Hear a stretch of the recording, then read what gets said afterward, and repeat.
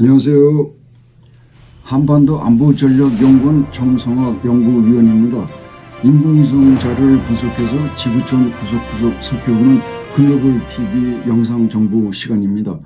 오늘은 좀 무시무시한 얘기인데요. 현대판 장희빈의 저주를 바꿔서 뼈대만 남고 부서진 우리 청와대 모형에 대해서 알아보겠습니다. 평양 동남부 사동구역 대원리에는요, 포사격 종합훈련장이 있습니다.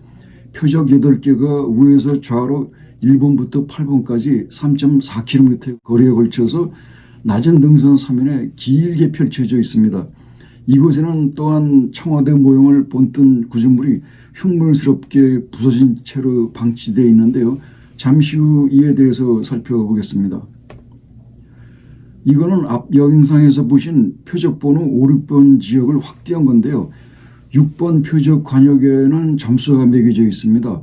바깥 원부터 5점, 6점, 7점, 8점, 9점, 그리고 중앙 원은 10점입니다. 5점짜리는 직경이 240m고 10점짜리는 직경이 85m입니다.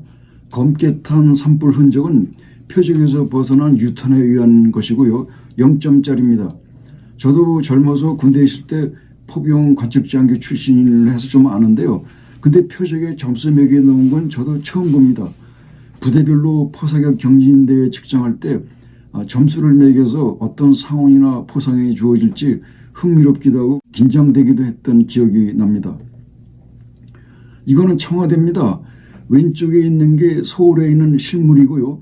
가운데가 평양에 있는 훈련장의 모형인데요.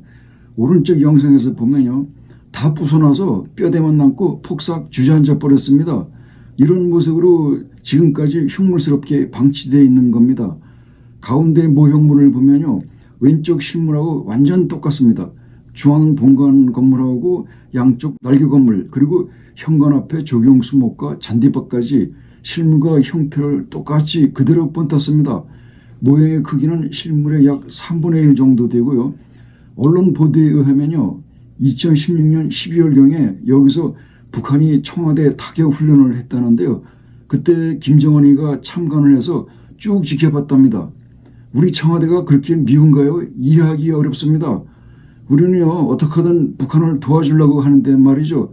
왜 이렇게 은혜를 원수로 갚으려고 하는 건지 참 알 수 없습니다.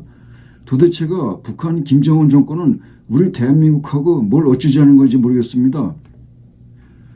다음에는 계룡대를 본뜬 모형물입니다. 평북 영병군 구산리 인근 훈련장에 있는 겁니다.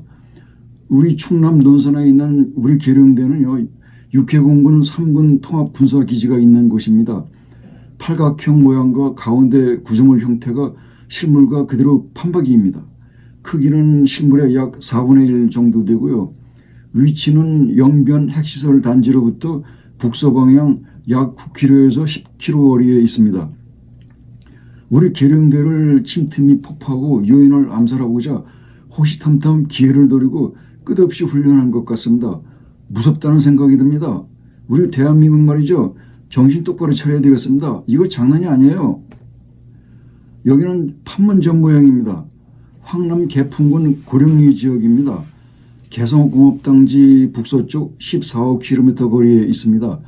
위에서부터 평화의 집, 자유의 집, 군사정전위 회의장, 그리고 판문각 등의 모형시설이 있습니다.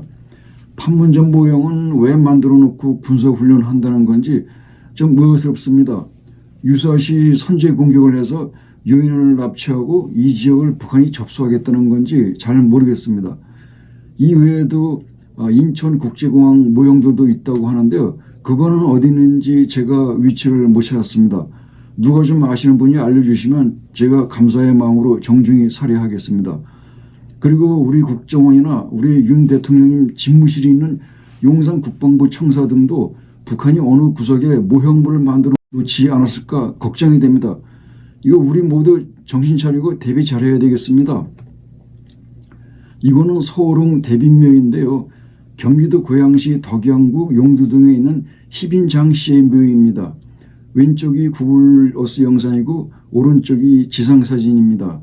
소설가 월탄 박중화 선생의 역사소설 금삼의 피에 보면요, 조선 19대 임금 숙종의 희빈 장옥정이 인현왕후를 저주해서 중전 화상을 관역으로 만들어 찌르고 무당을 궁으로 몰래 불러들여서 인현왕후 돌아가시라고 저주의 구판까지 벌였다고 합니다.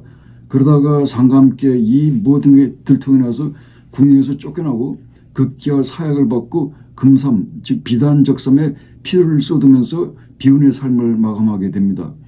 나중에 희빈장 씨의 아들이 20대 임금 경종이 되시고 그리고 피해의 비극에 기사사화가 발발하게 됩니다.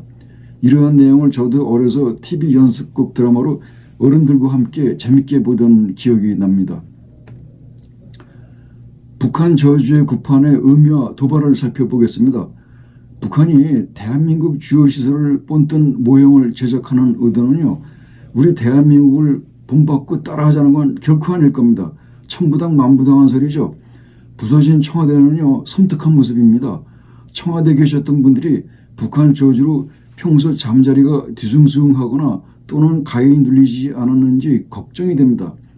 청와대 역대 주인들께서 퇴임 후에 불온했는데 북한의 끝없는 저주 탓인지 풍수지리 탓인지 잘 모르겠습니다.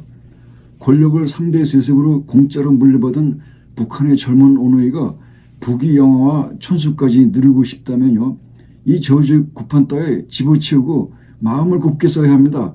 그래야 복받습니다. 맺은 말입니다. 반일반미 외치는 북한이 일본이나 미국의 모형물 만들어 놓고 군사훈련한다 소리는 못 들어봤습니다. 앞에서는 평안이 우리 민족끼리라는 등 달콤한 말로 감언이슬로 선전선동하면서 왜 유독 우리 대한민국만 저주하고 못살게 구는 겁니까? 대한민국이 이제까지 국제사회 눈치 보면서 북한에 하나라도 더 주려고 그렇게 노력해왔는데 말이죠. 인면수심이 아니라면 은혜를 알고 고마움을 알아야 합니다. 만약에 말이죠, 우리가 아프리카나 동남아 또는 중남미 그 제3국 저개발 국가를 북한 돕듯이 그렇게 무상으로 도왔다면 말이죠, 제3국은 우리를 은인의 나라로 알고 진정 고마워하고 또한 온 세계가 우리를 칭송해 맞이 않을 것입니다. 북한의 끝없는 저주와 도발에 대해서 그 어느 때보다 철저한 대비가 기요하다는 말씀을 드리면서 이 시간 마치겠습니다. 시청해 주셔서 감사합니다.